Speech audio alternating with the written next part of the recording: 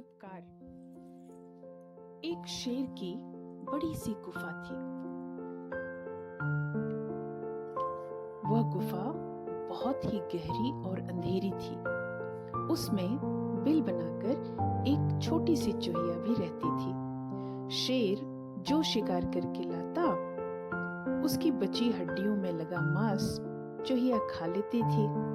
शेर जब जंगल में चला जाता, तब वह बिल से निकलती और हड्डियों में लगे मांस को कुतर कुतर कर पेट भर लेती।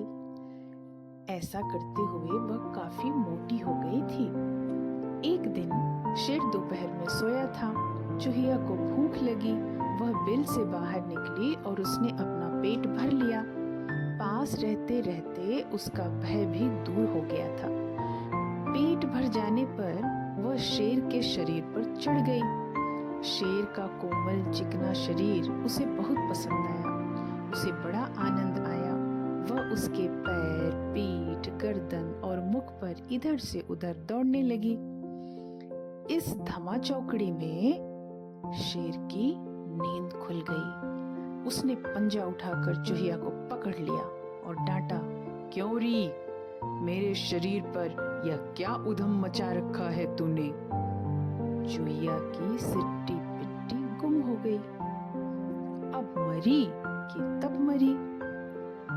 किसी प्रकार कांपते कांपते बोली, महाराज, मुझसे सचमुच बहुत बड़ा अपराध हो गया, पर आप समर्थ हैं। यदि मुझे क्षमा करके प्राण दान दे दे तो मैं शक्ति भर आपकी सेवा करूंगी। शेर हंस पड़ा। उसने चूहिया को छोड़ते हुए कहा, जा, तू मेरी सेवा तो क्या करेगी, और जंगल के राजा को नन्ही सी चूहिया सेवा में क्यों चाहिए भला?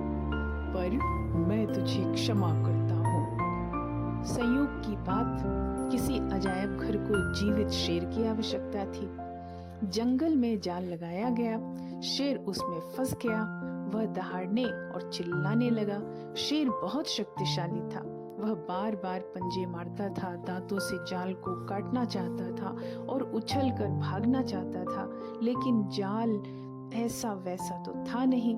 शेर को फंसाने के लिए भला कोई कमजोर जाल कैसे बिछा सकता है? शेर जितना उछलता और पंजे मारता था, जाल के फंदे उतने ही कसते जाते थे। शेर के पंजे के नखों और मुंह से रक्त आने लगा था, किंतु वह बार बार जाल को नोचता ही जाता था। इससे हुआ यह कि जाल बहुत अधिक कड़ा हो गया। उसके बंधन इतने कस गए कि शेर अब हिल भी नहीं सकता था। जंगल का राजा शेर जाल में पड़ा पड़ा दहाड़ रहा था।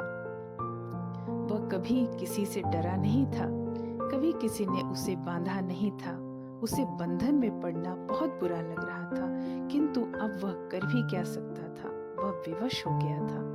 वह दहाड़ रहा था और कुछ कुछ डरने भी लगा था कि कहीं उसे कोई पकड़ने ना आ जाए। उसे क्रोध तो बहुत आ रहा था, लेकिन वह कुछ कर नहीं पा रहा था। शेर की आवाज चूहिया ने पहचान ली। वह दौड़ी दौड़ी आई और बोली, महाराज, आप चुप रहे। दहाड़ने से दूर गए शिकारी दौड़ आएंगे और मुझे भी डर लगेगा।